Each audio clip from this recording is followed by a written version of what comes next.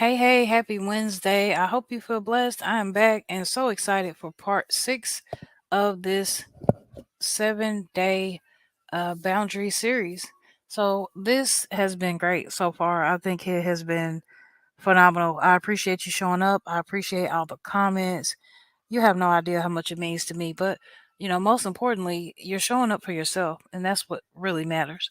So, on today, I'm going to go ahead and talk about boundaries again, obviously, but today I'm going to talk about my life and boundaries, just different areas of my life that I could think about as I was sitting here thinking over my life and thinking about boundaries. So, I hope that you be encouraged, and I won't keep you too long. And after today, we have one more episode tomorrow. I'm so excited because it's going to be open panel. And, I want you to show up and I want you to hopefully let me know what you thought. What did you learn?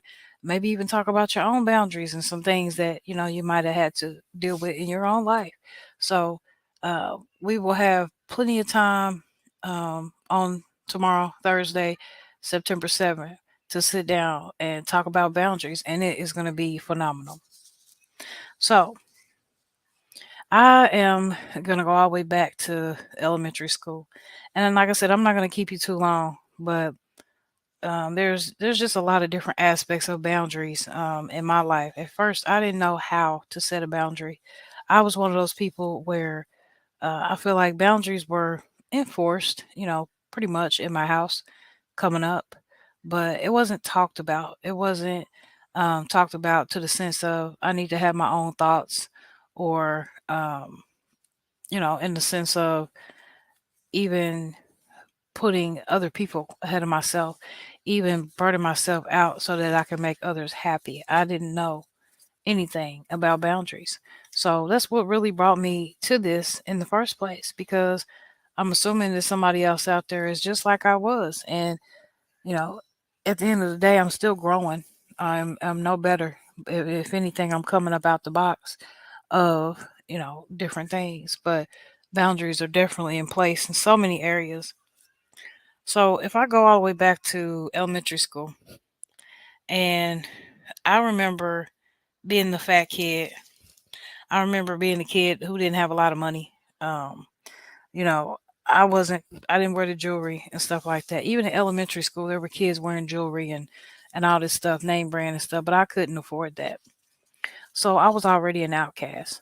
Um, it was like I couldn't fit in the crowd, and I tried really hard to fit in the crowd.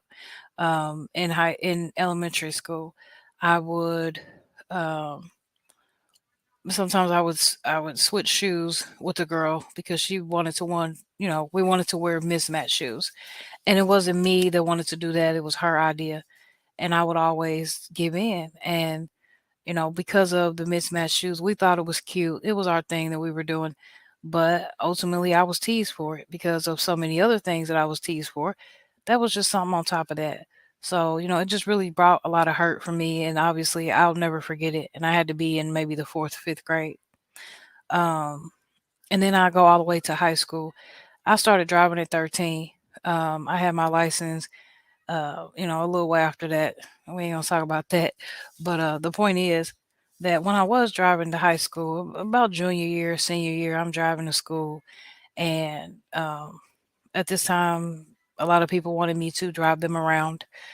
They wanted to skip school. We wanted to skip classes so we can go across the street and eat some lunch, at the nice places, or we would go shop and things like that.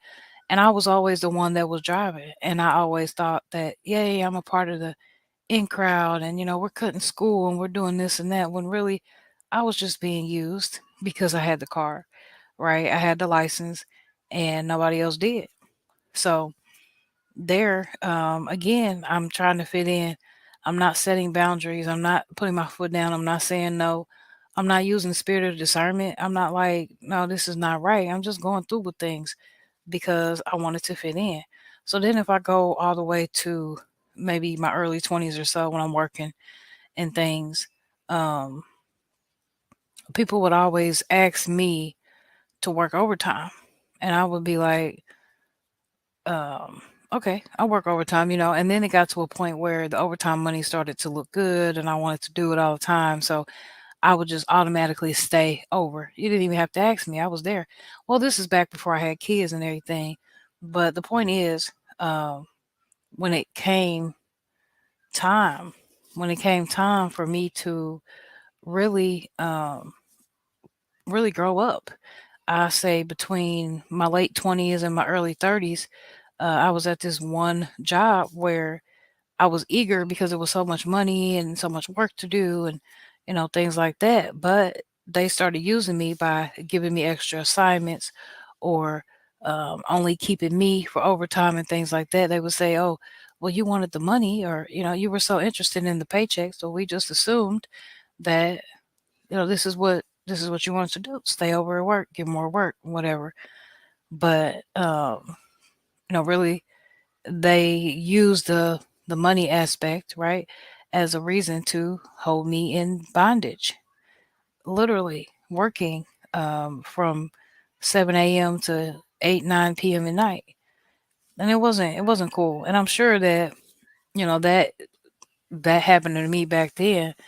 It's probably very similar to some of you nowadays about the fact that we're doing jobs that we don't even want to do because we got to make ends meet, we got to pay our bills. But you know these bosses and things, they are just simply just taking advantage, just wearing us out. And we're not setting any boundaries because we want to get to the money because we got to take care of our family. So, at the same certain extent, we're worth more than that. We are worth the peace, the happiness, and the love and things that we deserve.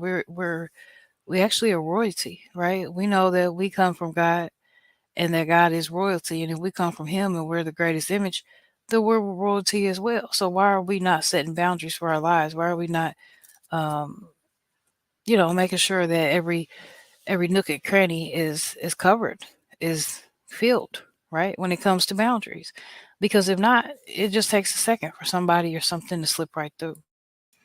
And then once that happens, then you might feel resentment. You might feel like, you work so hard to build these boundaries and things, and then you let this one little situation slide on in there and it just blew you up, right? It just really, really destroyed your peace that you worked so hard to build for the last so many months. I had to learn how to just really accept things for what they were, for the reality of what they are. So if we don't set boundaries, then at some point we start accepting things and we accept things so much that they become our reality. So, um, I had to realize that people are only going to treat me the way that I allow them to treat me. So if I'm not setting any boundaries to, let people know this is what I want and, you know, this is how it should go because this is my life and these are my rules, and it's not sounding cocky at all. It's not rude at all to set boundaries. If anything, it's confidence, it's structure, it is routine because we know without it, then we're a muck, we're a mess, it's chaos, right? Setting boundaries equals peace. Setting boundaries equals happiness and love, just like you put right there on the thumbnail, because it really does. I mean, otherwise, you might have people trying to come literally walk all over you. And, in these last days, we don't have any time to waste. Well, this is what this is all boiling down to. We don't have any time to waste. And if we don't set boundaries, within ourselves, even because we can be our own adversities and we could be adversity in a sense to where we're not setting boundaries, knowing that we need to, knowing that something's not right here, but we just haven't taken the time to make a change. Why not? So I pray that you enjoyed this, and I pray that you leave me a comment. Leave me a comment again. Let me know what you think. I'll see you tomorrow, and be prepared to come live if you like, up on the panel, because I'm so excited for that part. I can't wait to talk about this. Stay blessed and have a good night. Bye bye.